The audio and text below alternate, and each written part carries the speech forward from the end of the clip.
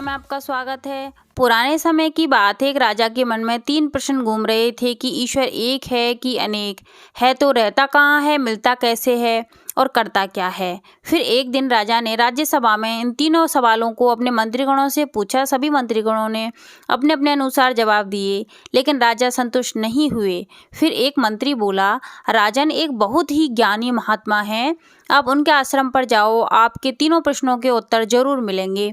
फिर उसी समय राजा उन महात्मा के आश्रम के लिए निकल गए। आश्रम में पहुंचकर राजा ने महात्मा जी को प्रणाम किया और राजा ने अपने तीनों प्रश्न महात्मा जी से पूछे। महात्मा जी बोले, अच्छा राजन, तुम इन तीनों प्रश्नों के उत्तर अकेले में सुनना चाहते हो या सभी के सामने?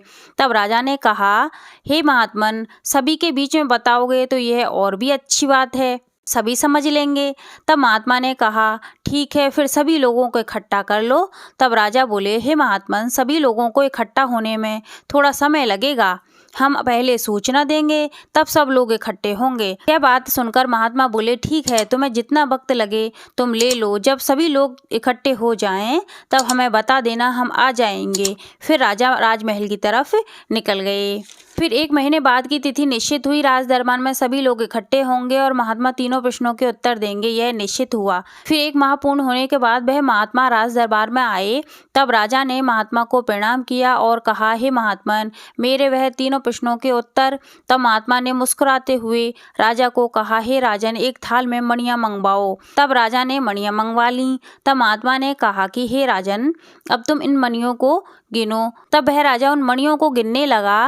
राजा ने एक मणि उठाई और बोला, 1। तब महात्मा ने कहा, बिल्कुल ठीक है, अब तुम इसे रख दो। तब राजा ने मणि रख दी। फिर दूसरी मणि उठाई, राजा ने बोला, 2। तब महात्मा बोले, झूठ क्यों बोलते हो, देखो तुम्हारे हाथ में कितनी मणि हैं। तब राजा बोले, है तो एक ही। तब महात्मा बोले, फिर 2 क्यों बोलते हो। तब राजा ने कहा, हे महात्मन, एक तो पहले ही हो गया, अब तो यह दूसरी ही मणि है ना। तब महात्मा बोले, है, लेकिन तुम्हारे हाथ में अभी कितनी मणि है। तब राजा बोले, हे महात्मन, एक ही है। तब महात्मा बोले, फिर एक ही बोलो। तब राजा ने तीसरी मणि उठाई तो वह राजा बोले, 3। तब महात्मा बोले, वह 3 नहीं है, वह एक ही है। इसी प्रकार राजा ने चौथी मणि उठाई, तब भी वह महात्मा बोले, वह 4 नहीं, वह एक ही है। इसी प्रकार जब कोई व्यक्ति किसी दूसरे व्यक्ति के अनुभव में आया तो वह 2 हो गया, और जब तीसरी बार अनुभव में आया तो वह 3 हो गया। इसी प्रकार जब वह चौथी बार अनुभव में आया तो वह 4 हो गया, लेकिन है वह एक ही। तब राजा ने सोचा, महात्मा जी बोल तो ठीक रहे हैं, हम चाहें तो 2 कहें, 3 कहें, लेकिन है तो वह एक ही। तब महात्मा बोले, हे राजन, 1 के पहले गिनो। तब राजा बोला, हे महात्मन, 1 के पहले 0 होता है। तब महात्मा बोले, हे राजन, 1 के पहले भी 1 ही होता है और 1 के बाद भी 1 ही होता है। इसी प्रकार परमात्मा भी एक ही है, और दूसरी बार मिला तो वह 2 हो गया, और तीसरी बार मिला तो वह 3 हो गया, और चौथी बार मिला तो वह 4 हो गया, और 5वीं बार मिला तो वह 5 हो गया, पर वह है एक ही। फिर राजा ने महात्मा जी से कहा कि हे महात्मन, आपने बड़े ही सुंदर तरीके से हमारे प्रश्न का उत्तर दिया है, हम मान गए ईश्वर एक ही है। फिर राजा बोला, हे महात्मन, लेकिन ईश्वर रहता कहाँ पर है और मिलता कैसे है। तब महात्मा ने कहा, अच्छा चलो दूध मंगाओ। तब राजा ने दूध मंगवाया तो एक परात में दूध आ गया। तब महात्मा उस दूध में उंगली घुमाने लगे। तब राजा ने पूछा, हे महात्मन, आप दूध में उंगली क्यों घुमा रहे हो।